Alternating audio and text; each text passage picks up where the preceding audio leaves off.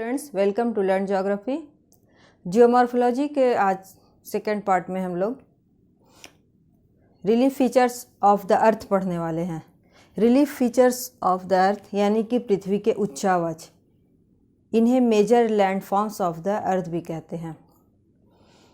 हम लोग ने इससे पहले जियोमॉर्फोलॉजी में इंटीरियर स्ट्रक्चर ऑफ द अर्थ पढ़ा था, यानी पृथ्वी की आंतरिक बनावट कैसी है। अब जियोमॉर्फोलॉजी में जो कुछ हम लोग पढ़ने वाले हैं, ये जो रिलीफ फीचर्स जब हम पढ़ेंगे तो इसमें वो सारी बातें आ जाएंगी जो हमारे पूरे जियोमॉर्फोलॉजी में हमें पढ़ना है। रिलीफ फीचर्स ऑफ द अर्थ ये है कि हमने अर्थ के ऊपर जितने टाइप के लैंडफॉर्म्स देखे हैं, अर्थ के ऊपर डिफरेंट टाइप के लैंडफॉर्म्स पाए जाते हैं।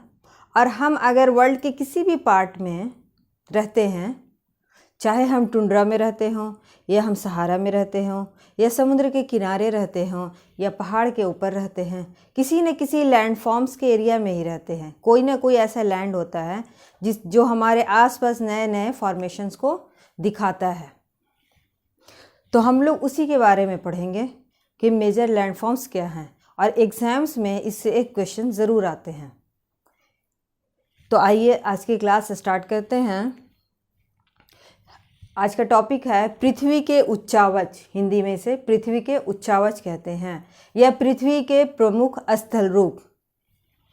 इंग्लिश में कहेंगे relief features of the earth या major landforms of the earth, यानी कि पृथ्वी के प्रमुख स्थल रूप कौन कौन से हैं। तो ये तीन टाइप्स के होते हैं, फर्स्ट, सेकेंड और third. First relief features of the अर्थ जो होता है, रिलीफ फीचर्स का जो फर्स्ट ये है नंबर है, इन्हें कहते हैं relief feature of the first order, यानी प्रथम श्रेणी के उच्चावच। तो जैसा कि इसका नाम है प्रथम, यानी कि फर्स्ट ऑर्डर में बना। कब बना? जब फर्स्ट ऑर्डर, यानी कि जब पूरा अर्थ का फॉर्मेशन हो गया तो सबसे फर्स्ट ऑर्डर में क्या बना होगा, अभी हम गौर से सोचेंगे।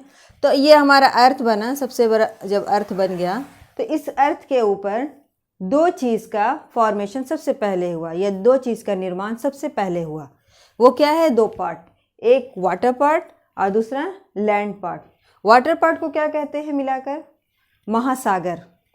और जो स्थल रूप है, यानी स्थल का जो पार्ट है, लैंड पार्ट है, उसको कहते हैं महाद्वीप।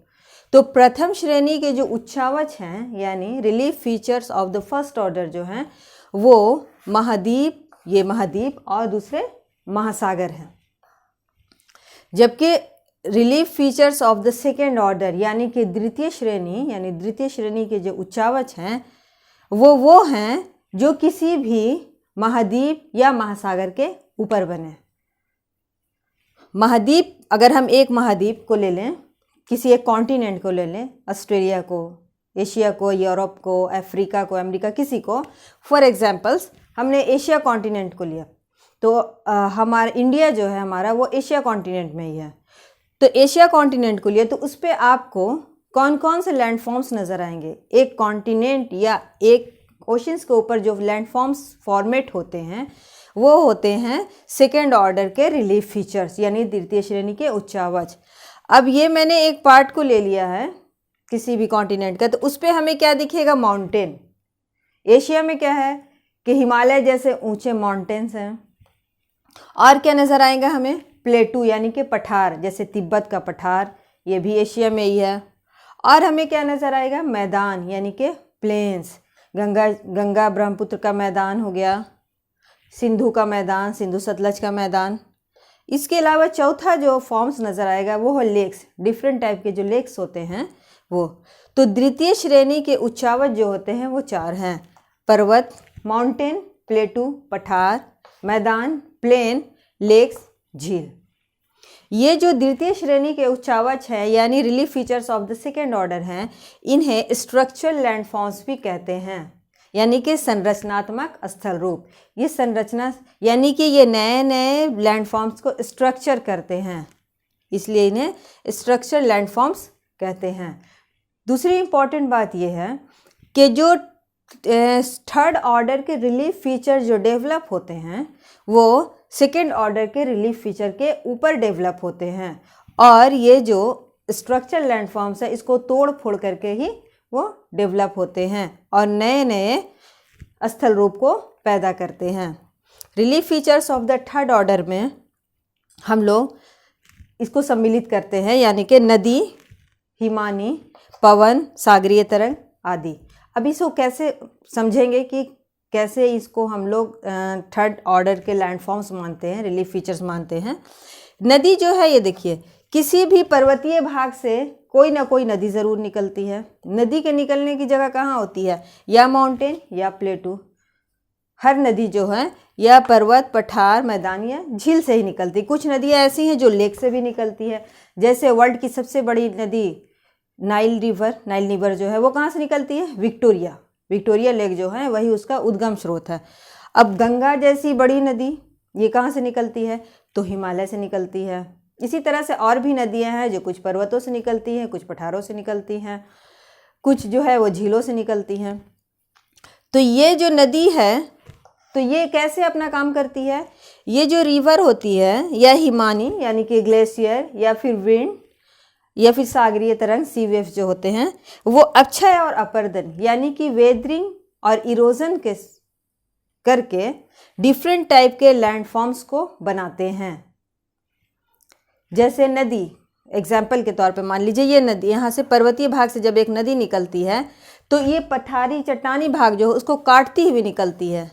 ये मान लीजिए कि ये एक माउंटेन है और यहाँ से जब कोई नदी निकलती है तो क्या करती है? अपने रास्ते को बनाने के लिए यहाँ के चट्टानों को तोड़ती फोड़ती हुई तेज़ी से नीचे की तरफ गिरती है।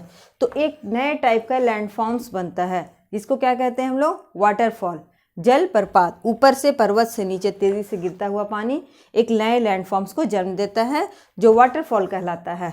तो ये लैंडफॉर्म्स जो है कौन डेवलप करता है? नदी। तो इसके लिए ये क्या करती है? कुछ ना कुछ डिस्ट्रक्शन करती है, किसी न किसी चीज़ को डिस्ट्रक्ट यानी कि तोड़ती है, इसलिए इसे विनाशात्मक स्थल रूप भी कहते हैं। तो नदी, हिमानी, ग्लेशियर भी डिफरेंट टाइप के लैंडफॉर्म्स को जन्म देती है। विंड जो है वो भी डिफरेंट टाइप्स के जो स्तूप्स होते हैं उनको बनाती है। और आपको एक इंटरेस्टिंग बात बता दूं कि ये इतना ज़्यादा विनाशकारी होती है ये बनाने के लिए, लैंडफॉर्म्स को बनाने में, कि आज जो हम लोग अरावली पर्वत श्रेणी जो देखते हैं, एक अरावली माउंटेन जो है जो राजस्थान और दिल्ली के इलाके में फैली हुई है, आपको जानकर ये बहुत आश्चर्य होगा कि आज से कई हज़ारों साल पहले, लाखों साल पहले, ये अरावली माउंटेन जो है वो हिमालय माउंटेन से भी काफ़ी ऊंचा था। लेकिन ये जो पवन होते हैं, जो विंड होती हैं, हवा होती हैं, या इसके अलावा नदी और अपक्षय और अपर्दन के जो डिफरेंट कारक होते हैं, इन्होंने उस अरावली को काट छाट के क्या कर दिया? नीचा कर दिया कि आज वो हिमालय से काफ़ी नीची है। लेकिन किसी टाइम में वो हिमालय से काफ़ी ऊंचे माउंटेन थी। इसलिए इसी वजह से तृतीय श्रेणी के जो उच्चावच होते हैं उन्हें विनाशात्मक स्थल रूप भी कहते हैं, यानी डिस्ट्रक्शनल लैंडफॉर्म्स ही उनको कहा जाता है।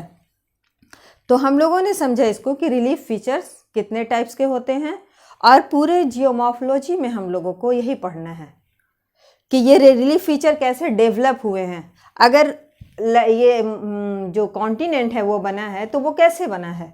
क्या कॉन्टिनेंट ऐसे ही बन गए? क्या जैसा आज कॉन्टिनेंट दिखाई देता है कल भी वैसा ही था?